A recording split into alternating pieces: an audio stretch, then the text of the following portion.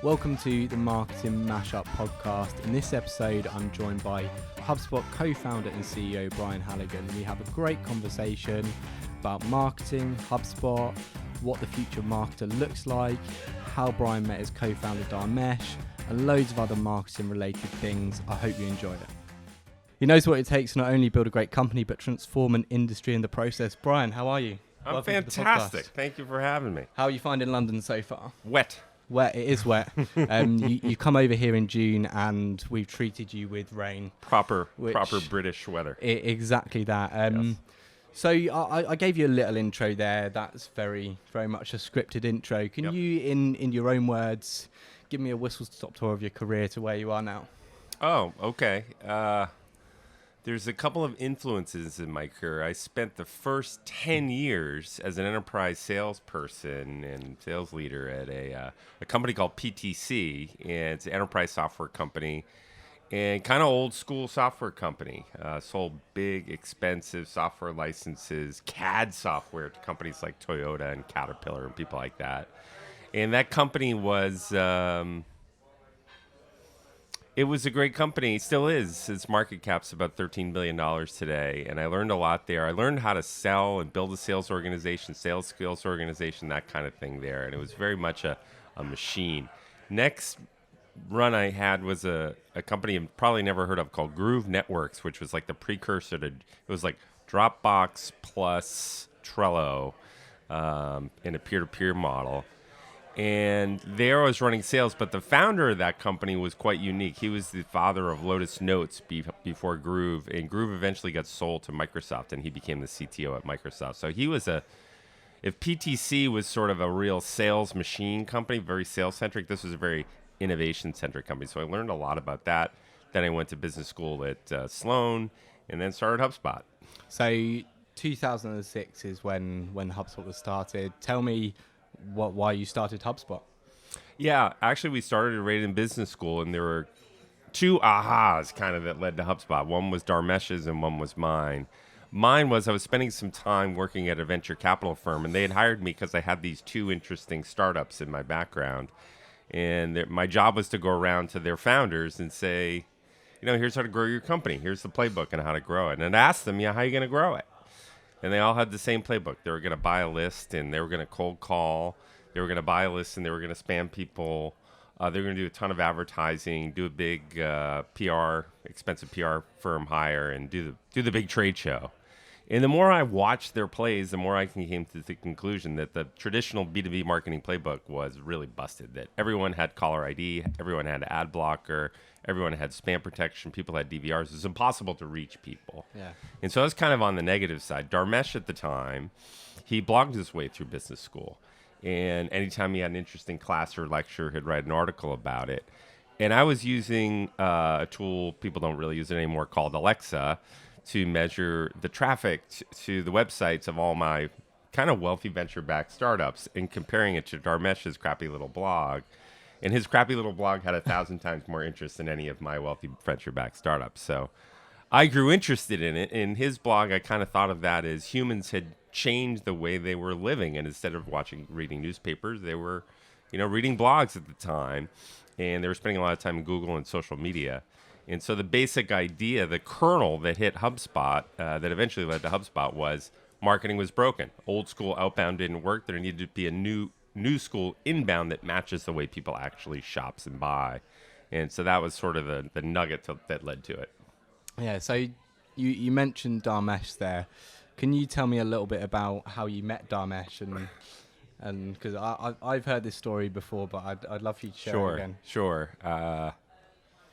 We met the night before business school started at like a student mixer at the Marriott Hotel.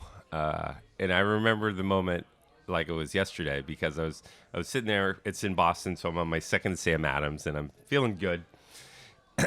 And a woman walks up to me and starts kind of peppering me with questions, even more peppering than you are right now in this podcast, like really peppering me. And she walked away, and I thought, well, I assumed she was a student. We didn't really get too deep into it because she was one way. And it turns out she was Dharmesh's wife. And what was going on there was Dharmesh is super introverted.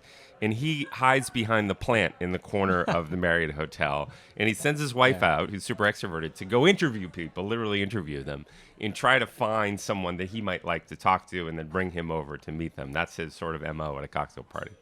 And so the scouting report on me was not positive. She said, "You'll never like him. He's a big Grateful Dead fan and a Red Sox fan.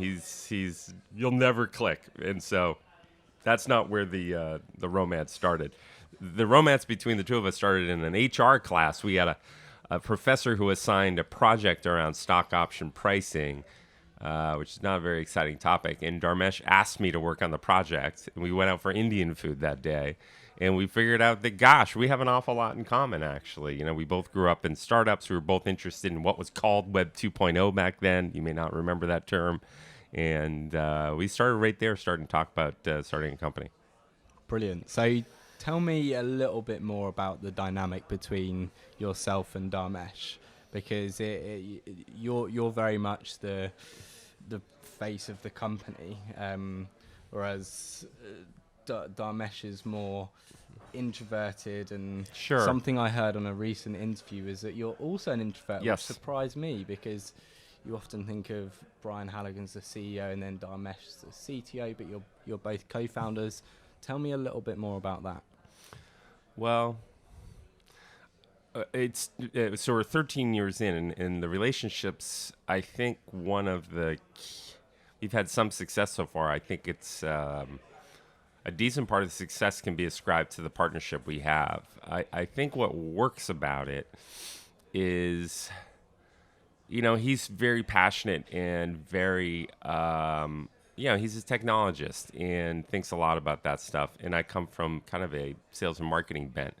And if you drew a Venn diagram, you know, there's a big circle around Dharmesh with technology, and I've got a big circle around sales. And in between, we have a deep, enduring, rich desire to build something big and meaningful. We both like to think about strategy and disruption and things like that. And so there's a decent overlap, but we're very complementary in our strengths and add value to each other in a unique way that creates kind of a 1 + 1 = 3 dynamic. And we just work well together.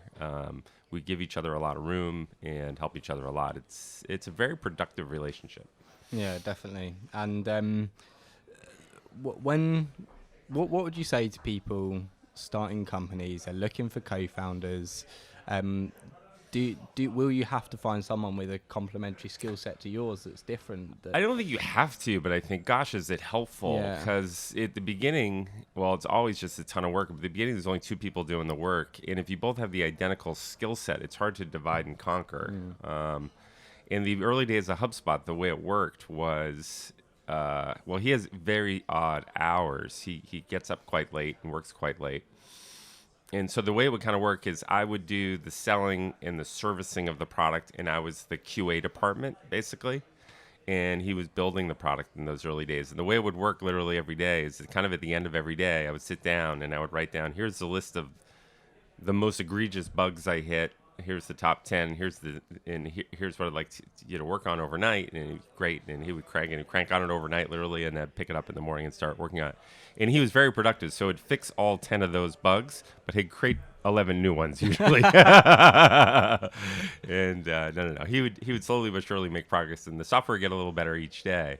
But we sort of had that machine rolling for a long, long time. And then we used, people don't know, no one's asked me this before, but the first version of HubSpot, when it was just Dharmesh and I, there were a couple of gentlemen in Egypt, of all places, that we found online that were contractors that spent a lot of time and energy working on that early version of HubSpot. So it was Dharmesh and two guys in Egypt who really cranked every night on it. That's brilliant.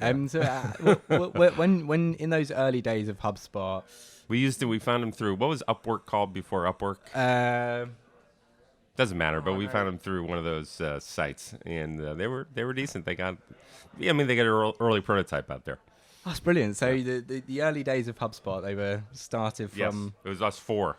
Oh, that's fantastic. So in those early days of HubSpot, how did you find your first customers? Because you're introducing quite a new sort of methodology with HubSpot and with the software. So how were you getting those first customers?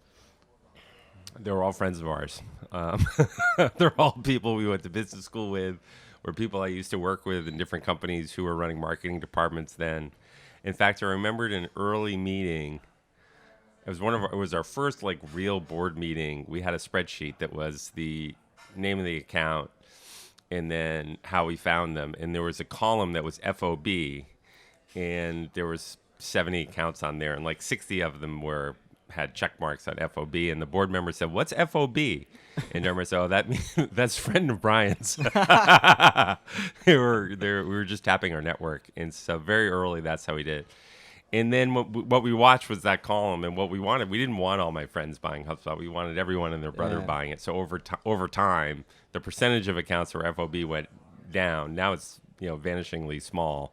But what we wanted to see was inbound really starting to work, and that flywheel really starting to crank, and people reading our blog and then converting into leads, and us calling them and turning them to customers. And that started happening. I remember it was around 60, 70 customers where that really started happening, where people I had never heard of or met, no one in the company knew, started buying HubSpot, and they were like, all right, something good's starting to happen here. Yeah, definitely. And you mentioned the term inbound. Now, Yes. Was inbound a thing before you started HubSpot?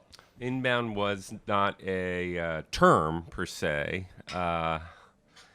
and I'll tell you one thing that we don't talk a lot about, but one of the early debates we had inside of HubSpot was what to call this thing called HubSpot. And one of the camps involved in the debate said, we should call HubSpot internet marketing software. It's internet marketing software. And it was hard to deny that it wasn't internet marketing software.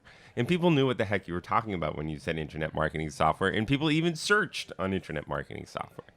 And another camp inside of HubSpot that said, no, we need to create our own category called inbound and contrast it with outbound. And we argued about that a lot in the first year of HubSpot. And finally, the inbound versus outbound camp won. And we ran with that. And I think that turned out to be I don't know what would have happened if we picked internet marketing software, but I think creating that category of inbound, that really worked for us. Yeah. So what is inbound? Inbound's really the opposite of traditional marketing. It's hard to describe it in a way that's not the opposite. If traditional marketing is doing a lot of advertising and interrupting people in their daily lives, is spamming them, is cold calling them, and doing these very traditional interruptive techniques, inbound is the exact opposite. How do you match the way you market with the way people shopping and buying? The timing of when we did inbound was very interesting, because traditionally, what people would do is they would buy an advertisement in somebody else's newspaper, or they would buy an advertisement in someone's radio show, or buy an advertisement in someone's TV show. And of course you would do that to get attention, because it's too expensive to start your own newspaper, and too expensive to start your own radio station, too expensive to start your own TV show. But as you know better than anyone, man, is it cheap to start your own newspaper. It's called a blog. And man, is it cheap to start a podcast. I'm sure you didn't spend a lot of money setting up this rig, even though it's terrific. And man, is it cheap to start a TV show on YouTube. So the idea of creating your own content versus renting space on someone else's content, it was sort of a double win, that it was so much cheaper to do it that way. And you could get found and spread that content through Google, a relatively new thing at the time, in social, a very new thing at the time. And so the timing was very good, and all kind of came together like a nice puzzle. Yeah, and I think a lot of companies, even nowadays, their marketing departments they function almost as small media production companies, because there's so much content being produced. So with inbound, you essentially you created a new category. Inbound is absolutely huge now.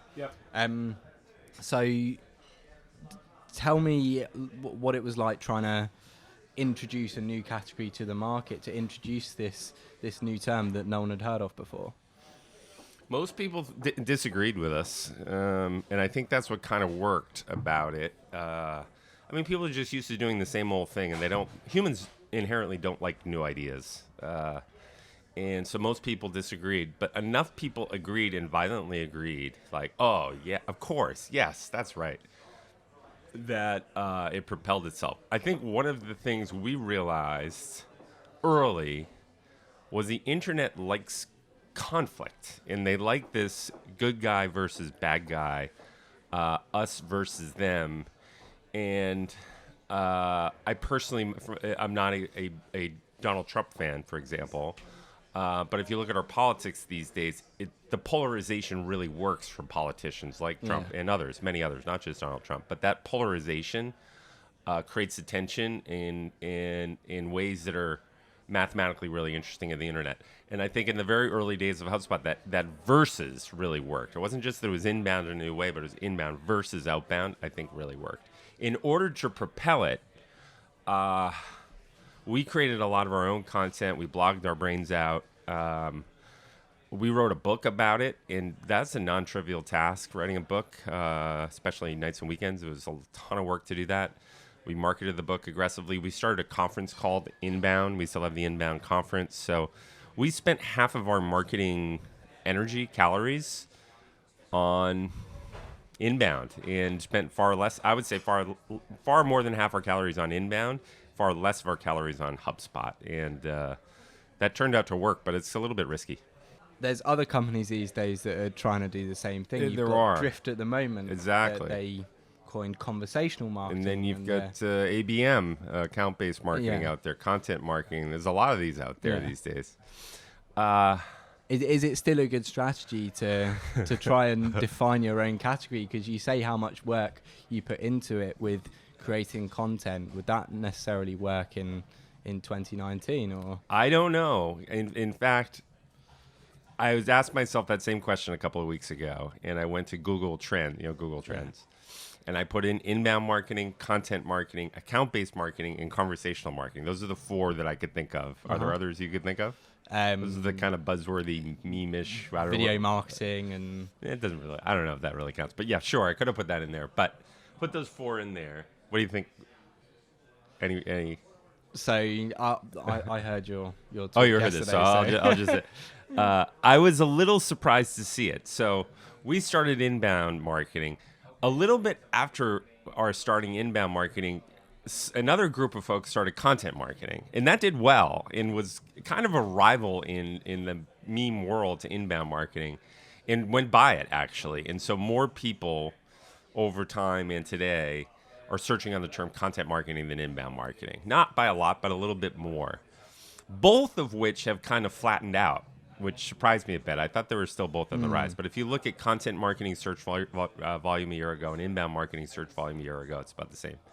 I looked up account-based marketing and conversational marketing, both of which I thought would be starting to really come up the knee of the curve. They're not. They're pretty low, like an order of magnitude lower than inbound and content. So I'm not sure it works. I'm sure that the account-based marketing crew and the conversational marketing crew are working very hard at those terms, because they are on my mind at least. Yeah. But it doesn't look like they've tipped on the internet the way even inbound or content marketing have tipped. Do you think that people are just... I don't know if people are immune to these things. That's what I was thinking. Yeah, I don't know. There's so many different buzzwords in marketing and so many different ways to explain different types of marketing. Yes. This is a new trend. This works.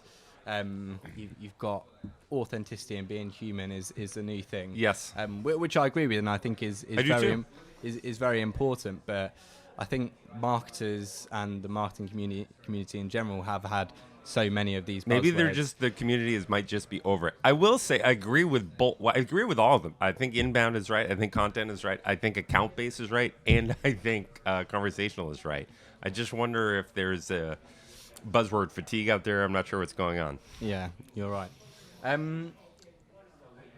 You in the when did you start the partner program at HubSpot? When was our agency partner program? Yeah, we started that really early, maybe 2007 or 8. So it's been around a while. The really big important part of our business that you can buy HubSpot through HubSpot and do inbound in HubSpot yourself, or you need some help and you want somebody to help you do it, or you want just to do it for you, you buy through, and there's 3,000 plus agencies out there who can help you with it. Yeah, so I've worked for a HubSpot agency for the past 2 years, so I'm very aware of the support that HubSpot give to agencies and the emphasis placed on it.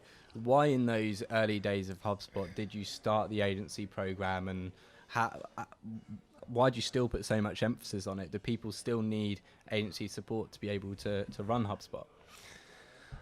That's the exact question I asked myself back in 2007, 2008. I thought we were going to make marketing so easy and so reachable for mere mortals that they wouldn't need agencies anymore. But I was wrong about that. Agencies provide a really crucial role. And even if many times agencies aren't doing all of the marketing for someone, but maybe you need some help on the content side and the agency's creating content for you, or maybe you need some help setting up your workflows or branding or different parts of your marketing. And agencies have expertise and creativity on the technology side and the creativity side that not all companies have. And so I think they're very much here to stay, if not growing. And so I got over myself on that assumption pretty early and leaned into it, and it's really paid off. And some of these agencies we've been working with, we were with B2B Marketing Lab yesterday, a guy named Bob Dearsley and his daughter Verity. They've been partners of ours, I think, since like 2010. And so we've gotten to know them quite well, and our businesses are sort of woven together. They're one of our diamond partners, and it's really rewarding to see them grow and us grow side by side. And one of the most rewarding parts of HubSpot is seeing those. So many of these agencies we started with were 2-3 people when we started, and now we're 20, 30, 50, 70 people. And that's been really cool. What makes the relationship between HubSpot and an agency complementary? How does that relationship work? It works extremely well. We see ourselves as a software vendor, and we don't want to be a professional services company that helps you implement it. And that's exactly what the agencies do. They are the arms and the legs. They make the software come alive. They help people with their marketing strategy, their branding, the email marketing, all their marketing, conversational marketing. You name the 3-letter acronym, they're good at it. And that's not a business we're in. We want the community to take care of that. Yeah. Okay. Interesting. So I'm going to throw in another curveball question for you here. So you've got agencies who bring lots of expertise to companies. What would you say is best for a startup company or any marketing department? Should they invest in an agency, or should they invest in building out their in-house team? Because you see companies doing both, and they both has their pros and cons. But if you were starting another company, what would you choose? I think you probably end up with both. Particularly at the beginning, you're going to make your first marketing hire. That first marketing hire is probably a generalist, not great, let's say, at any aspect of marketing, but good at a bunch of aspects. And you might want to get great at a couple pieces. Like you might want to start a great podcast, for example, and maybe an agency spins that up and helps you get the guests and gets the technology set up and sits the founder in front of the microphone with the guests and really wires that up. I suspect early on you're going to want both. Yeah. Okay, so another interesting question. This is something I think about a lot. If you're a young marketer or someone in marketing, there's for me, I've seen a shift to marketers being generalists. They're having skills in all areas. You get people that can produce video, they can produce podcasts and audio, they can make nice graphics, they can write great content, they understand SEO. And that they can do it just as well as the specialist. So if you're a young marketer, would you say get a general knowledge of everything and specialize, or would you say just build up your skills so you are a multifaceted marketer? Because I genuinely believe that you can have a lot of marketing disciplines where you are just as good as the specialists. Maybe you're right. I like T-shaped employees versus I-shaped employees, and T-shaped employees are pretty good at a whole bunch of stuff and go really deep in one area. The good thing about marketing these days is there's lots and lots of areas where you can go deep and go down the rabbit hole of goodness. SEO is an area, social, video, just building up workflows and all that stuff is really key. So there's just a million areas where you can go deep. I'm not sure the answer to that question. Here's what I would say, though, if I were a young marketer. I'd learn how to code, even at a rudimentary level. Somebody said it, and I'm maybe going to butcher the quote, but somebody said, in the future, 20 years from now, all jobs are either going to be telling a computer what to do, or a computer is going to be telling that person what to do. and I'm going to be retired by the time that's true. But I would much rather be telling a computer what to do than having a computer tell me what to do.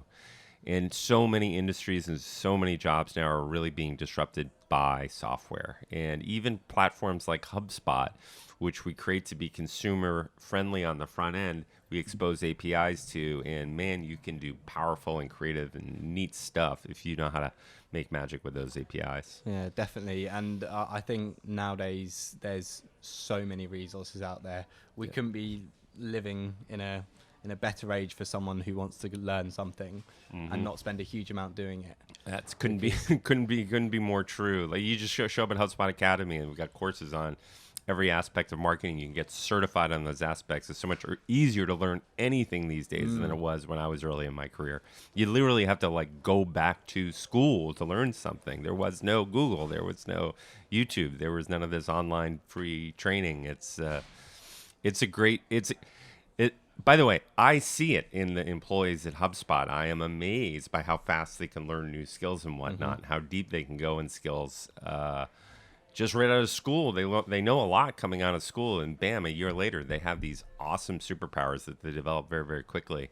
It was very different than when I was earlier in my career. Yeah, and you touched upon then the HubSpot Academy, which is brilliant. Our agency used it a lot to train people up. That must have been quite an investment for you to build out all that resource. Yep. Why is it you put that investment into building out your own resources to teach people inbound marketing and how to use HubSpot? Did that investment pay off? It's very much our inbound philosophy is give away a lot and use that free remarkable stuff to pull people in. So we give away content on our blog, of course. We give away content in the form of the academy. We give away code in sort of our free CRM products. So we give a lot away, and we use that free stuff that we give away to pull people in. And if they enjoy it and they took a bunch of classes, they're like, oh, this is great, maybe I'll check their software out. And then they check our software out using our free software. Then they upgrade to the paid version. Like, that's just the way HubSpot and inbound works. So we're very aggressive on giving away tons and tons and tons of free training. And the payback back is absolutely enormous on it. Yeah. Definitely. Interesting you talk about giving away stuff for free. I've heard you talk about the freemium model a little bit. What are your thoughts on the freemium model? Obviously, with the sales product you have, that is a freemium product, whereas marketing is not so much. So what's your thoughts on a premium SaaS model? How well does that work? Yeah, I'm very bullish on the freemium model. I just think in my daily life, the way I use the technology, let's take Spotify or Dropbox, you name the stuff I use in my personal life, almost everything is freemium these days or a long trial. And the way people are buying business-to-business software really mirrors the way they buy it in their personal life. They want their business software to behave that way, the business model to behave that way, the UI to behave that way. If you're not doing that, I think you're going to kind of get stuck behind. And so we're leaning hard into it. And we started our sales business by giving away a free CRM. We actually do have a free marketing product. It's a little thin. Stay tuned in the next couple of weeks. There may be an exciting announcement on that side. But there is a free marketing product. It does do some cool stuff. I'd encourage you to check it out. It's pretty cool. But we believe that we want people to come into HubSpot, and we think about a free CRM. CRM, in my mind, includes service, sales, and marketing. It's that entire customer relationship, and there's a free layer for each one. Yeah, I've used both the free and paid versions of HubSpot, and I think that anyone who's starting a business should use HubSpot as their hub, essentially. Yeah, that's what was the idea. Because you can use it straight away for free. You can put forms on your website. You can get going for nothing and do some cool stuff. Like we're trying to make it to the point where it's like you would be batshit crazy not to just start with HubSpot, and then we try to make it so good and powerful that they keep moving from free to starter to pro to enterprise, and we grow with them. That's what we're up to. We've been up to that model's been in place for about 2 years. It's working really well. Yeah. What is next for HubSpot in the next couple of years? Then what are we to expect? Sure. There's a couple transitions. There's one transition that we're coming through now, and one we're about to start. The transition we're coming through now is the shift from kind of a lead management marketing automation system, inbound marketing system, to more of a customer experience system. And the rationale for that is the sort of lead management marketing automation system made sense when we started HubSpot. The real opportunity that the internet provided people was to give away this free content and pull people in. That's why we started HubSpot. That's why we built our marketing product. I think the big opportunity today is a very different one than it was that back then. And I just think of myself in my daily routine, and you probably heard me say this, but like when I wake up in the morning, I wake up on a Casper mattress, and then I put on my Warby Parker glasses, and then I listen to Spotify and listen to some music on there, and I shave with my Dollar Shave Club razor. I put on a Stitch Fix outfit, and then I take an Uber to work. And that's my daily morning routine, and every morning I buy from those same vendors and use their products, and I've replaced their predecessors in all 6 of those cases. And I think it's personally very fascinating what's going on, because all those companies are pretty new startups. All of them are growing like a weed. All of them are in the billions of dollars of valuation. And they've all done it not with a better product. In fact, they almost all have the exact same darn product as their predecessor, but with a better end-to-end experience. It's lighter, that's subscription-based. That relies less, ironically, on humans and more on automation. And that's where I think the arbitrage opportunity is today that the internet provides, is on creating these great experiences. Today, I see the great companies out there. They're not necessarily technology disruptors like companies were 10 years ago. They're experience disruptors. They're really disrupting the buying and using, and they're making these delicious experiences. That's why sort of we moved from an application for marketing to sort of a CRM suite. That's going along really well. We have work to do, but it's progressing. Our next wave, and we're kind of a little bit into this wave, but the other kind of trend I see is when I walk into companies 5, 6, 7 years ago, they had very little software. They use, it's a 100-person company. Maybe they use 15 different apps inside their company. Today, when I walk into that same company, they've got 300-400 applications. It's been a SaaS explosion in these companies. And historically, HubSpot's really been kind of closed. Like, we've competed with everyone, and we just use our software, don't use theirs. And honestly, it's like fighting gravity. And so we're flipping to a much more open system and embracing all of these SaaS applications. We're an API-first company now. We've got over 300 companies in our Connect program that have built slick integrations to HubSpot, and our customers are really taking to it. And so our typical customer today has, 5 or 6 different applications woven into the HubSpot hub and creating these experiences with not just HubSpot, but these others. So this is a tremendous amount going on at HubSpot right now, actually. Like, the innovation is flowering. Yeah, and you spoke a little bit about in the recent earnings call going from an all-in-one platform to an all-on-one platform. And I really like that, and what you're just saying there about being able to plug APIs in. And when did sort of that shift happen, and why? Because HubSpot were very focused on making best-in-class software, Yep. and just creating as much as you can in this platform, whereas there's other companies coming up, and you don't want to cannibalize yourself by trying to make these new features where other companies will just they're more agile. They're gonna be able to make a better product, essentially. So when did you start to make that shift? I think it was 2 years ago we started. We've had it in our heads for a while, but it's 2 years ago we started really doing it. And a couple things led to it. One is this explosion of SaaS inside of our customers and just hearing about it from them. The second is just walking into accounts and hearing them talk about Google Analytics. I'd walk into an account and be like, "Oh, you don't need Google Analytics. You can use HubSpot." And they just kind of look at me funny, like, we're going to always use Google Analytics. We're just used to it. We kind of love it. It's never going away. And yeah, you can do most of it, but there's these 2 or 3 things that Google Analytics has that you don't have that we really like. And by the way, they keep coming up with those 2 or 3 new things, and you keep chasing them. And same thing with like WordPress and so many of these other applications. Like, they're here to stay, and there's communities around them. And so it's just like, we are just fighting gravity here. How do we add value to WordPress, and how do we not compete with it? And so we built a really, really nice integration to WordPress instead of that. Then we hired a really clever guy named Scott Brinker. And Scott was a guy we went to business school with, ironically, who was at another marketing startup.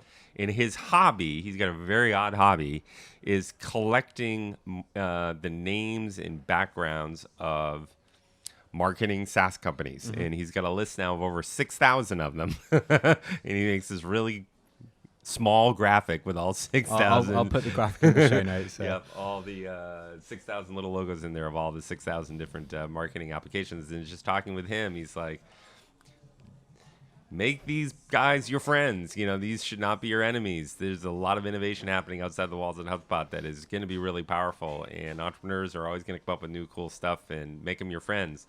And then he had a really good quote. He said, you're either a hub or a spoke, which I liked a lot, especially because we're HubSpot. He's like, if you want to build all this stuff yourself, you're going to be a spoke on somebody else's hub. You need to be the hub and have all these other things plug into HubSpot. And I think he's very, very right about that. And so he runs that part of our business now. He's really done a nice job on it. Yeah, so a question I had, which I guess has sort of been answered, is as a larger company now, a public company, how do you stay agile when you've got a lot of smaller companies, Drift, for example, who are making products that might potentially directly compete? How do you stay agile and in creating new products? But it seems to me there's been more of a shift in, can we maybe accommodate these companies a little bit more? Would you say that's exactly it? So Drift is a good example where we think that some level of conversational marketing capabilities should be in our platform, just like some level of analytics capabilities, some level of website building capabilities, and that many companies will just use our conversational marketing stuff. But let's say you are Airbnb and you're using HubSpot and you really like it. But man, you want some really advanced conversational marketing stuff that HubSpot doesn't do.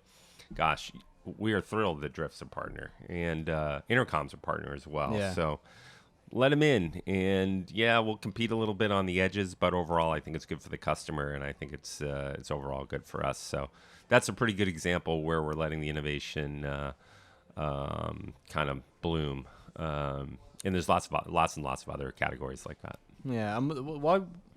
A little bit of a different example with the service hub that you introduced. Obviously, you've got Zendesk, which are a huge competitor. They're a much bigger size. So you mentioned there, HubSpot has conversations. Drift has their tool conversations you could use if you already use HubSpot. Drift maybe if you want that more advanced stuff. How do you sort of approach that?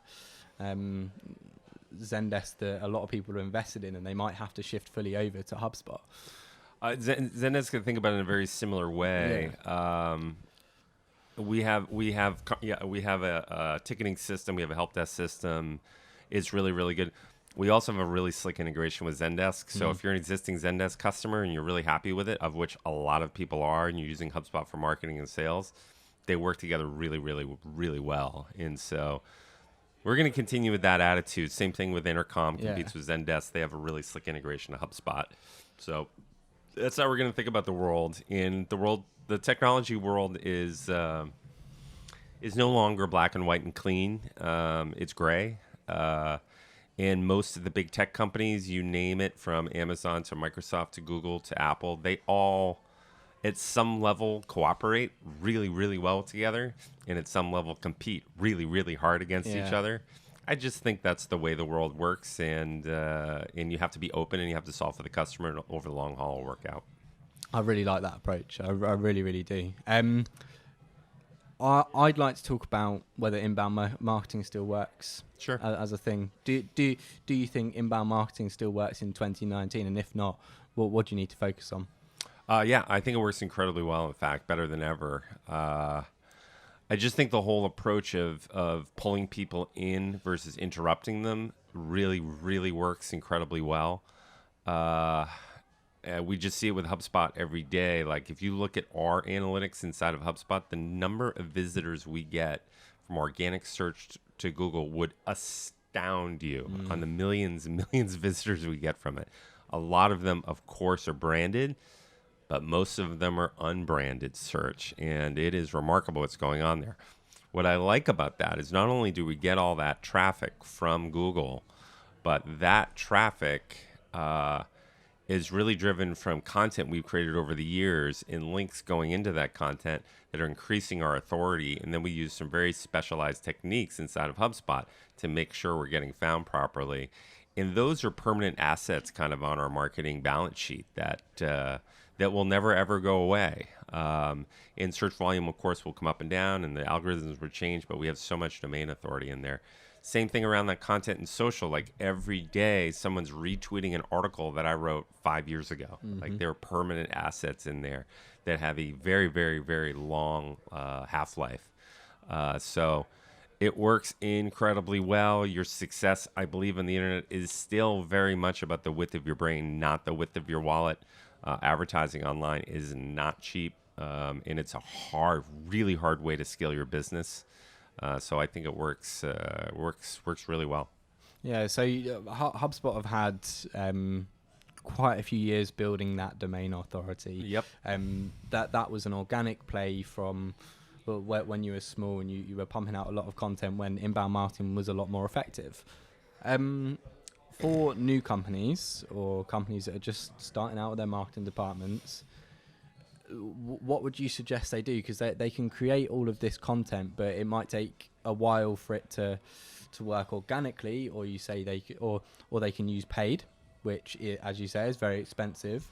So what is the best thing for new marketing teams to do or new companies to do? Yeah, let's just talk about the content side, because the content side still works. It's changed though. In a couple ways it's changed. It used to be what would work was spend a half an hour a day every day of the week and pump out 7 articles that week. And you could just kind of jam it out there, and it might not spread on social, but you would get found in Google. Google is wise to that approach. And flooding the search engines with content doesn't work anymore. You're much, much, much better off spending 3.5 hours writing one great article a week that will get links into it, will get found in Google, will spread in social media. So it's a quality versus quantity game today. My second thought on content is text really does still work. Long-form text works particularly well, I found online, really thoughtful pieces that you spend 3.5 hours on. Video works remarkably well.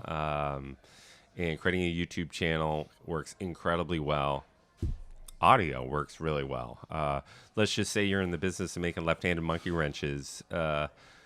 I bet you'll be the first person to create a podcast around left-handed monkey wrenches. If you're running a marketing agency and you're starting a marketing podcast and competing with you, and I suspect, how many marketing podcasts are there right now? There are plenty. There are a lot. It's a little tricky. You've probably got to come up with a niche to break out. But starting a podcast is a very, very good way to do it.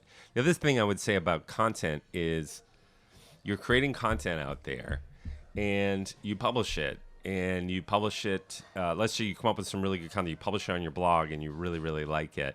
If it starts to do well online, if people are starting to clearly forward it and the traffic spiking on it, that's a good place to use advertising to amplify the really good content. I like that strategy a lot. The other thing I would do is continue to invest in social. People live in Instagram. I mean, half of my friends, I would say, are addicted to Instagram. Half are... They just are in it all day. I just see them when I'm hanging out with them, like in and out all day on Instagram.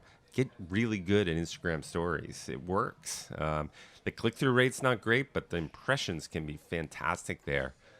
A small percentage of the population is, but an important one, is addicted to Twitter. Get really good at it. Build a following. It's not that hard. It's certainly not a lot of money. And Facebook certainly isn't dead. And so I would be investing in social. All those channels work. They're a little more pay to play than they used to be, but but the organic game can work, and then you can use paid to like speed up the organic game. I think all of those are fantastic insights, especially pick a niche, going into that, keep creating content and doubling down on the content that's working well. Yep. At Inbound 2018, in your keynote, you killed the funnel, the ye old funnel, and it introduced the flywheel when,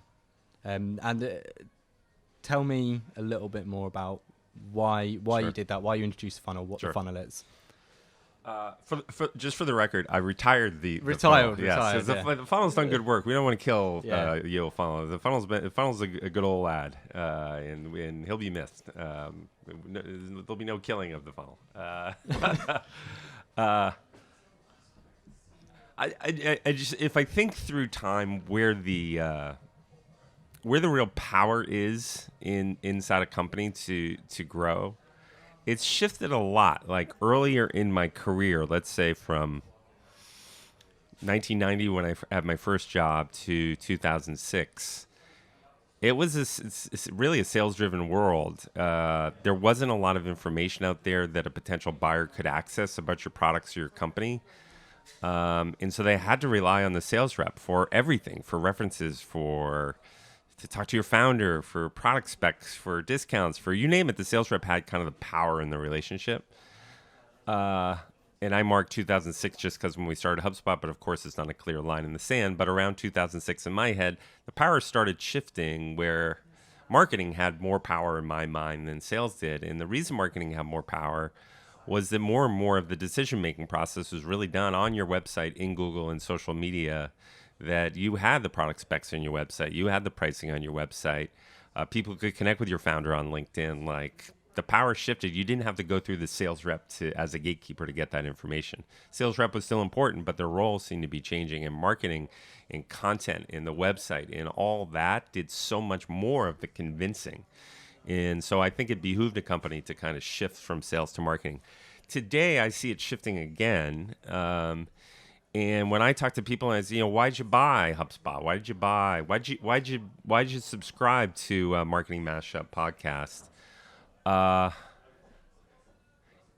course, marketing, and sometimes, yes, of course, sales, but gosh, word of mouth, it's always been there, but it's just much stronger today. And part of it, let's say with Marketing Mashup, you go and look up podcasts and there's a star rating system, so that's a word of mouth. Almost every industry has some sort of star rating system in it now. Like my industry has G2 Crowd. You would be batshit crazy not to look at G2 Crowd before you bought HubSpot. There are hundreds, thousands of people reviewing our product that have no connection to us, and you can look to see what they say and look how many stars we have versus our competitors. Like, that is word of mouth, like, exposed in a way that never has been. Like, of course, Yelp did it 15 years ago. Every darn niche industry has their own Yelp these days. It's not only that, though. We track something called the Trust Index at HubSpot, where we survey random people and say, who are you more likely to trust? And we put marketing on there, sales on there. We put doctors and firemen and politicians, all kinds of stuff. And what we've noticed about trust is this change, particularly since 2016, where institutions writ large are trusted less so than they ever have been. And part of that is the political environment that we live in the United States, and here, of course, in England. And what's happened is people trust the politicians less. They trust the government less. They trust... a lot of people trust religions less. Not everyone, of course. A lot of people just don't trust the media like they used to. People certainly don't trust social media like they used to. There's this like wholesale lack of trust going on, and kind of a crisis in trust. And part of who's been hit by that are sellers and marketers. People don't trust sellers and marketers as much as they used to. So if we look at marketers, I'm going to get the number. I don't have the numbers exactly right, but they were a 5 out of 100 index 2 years ago, and now they're a 3. And salespeople were a 4 on that index 2 years ago, and now they're a 3. And so both have dropped. At the same time, colleagues, like somebody you work with and trust, has gone from a 50 to a 70. And so it's just like, who do you trust? Well, you trust your family, you trust your friends, and you trust your colleagues. Those are going up. all institutions are going down. And so that kind of just led me to think like it was sales, then it was marketing. Now it's like your customers. Your customers not only pay you, but they do the darn convincing for you through G2, through Crowd, through wherever it would be. And so the funnel to me just seemed like a broken metaphor where the customer's at the bottom and sort of gets pooped out of the bottom of the funnel. And I think the customer, no, the customer is the one that fills the top of the funnel. And so I came up with a new metaphor. I didn't come up with it. Jeff Bezos came up with it, and I borrowed it, called the flywheel, where the customer is very much part of the decision-making process. And it's more of a flywheel motion, the way you build your business, than it is a funnel motion. And I really like it. Well, I think that's a fantastic place to wrap it up. I've really enjoyed this conversation. I think there's been a lot of insightful bits that we can pull out from it. So, Brian, thank you so much for your time. I hope you have a safe flight back to Ireland and then the US. Thank you very much for having me. It's been a pleasure. Thank you for listening to the Marketing Mashup podcast. I really appreciate you making it this far into the episode. If you did enjoy it, I'd love you to leave a review on iTunes. And if you can, share it on Twitter and LinkedIn using the hashtag #MarketingMashup. If you have shared it and left a review, I'd love to send you something. So send me a message on Twitter @JMcKinven and I'll be sure to get something out to you. Thank you again and have a lovely day.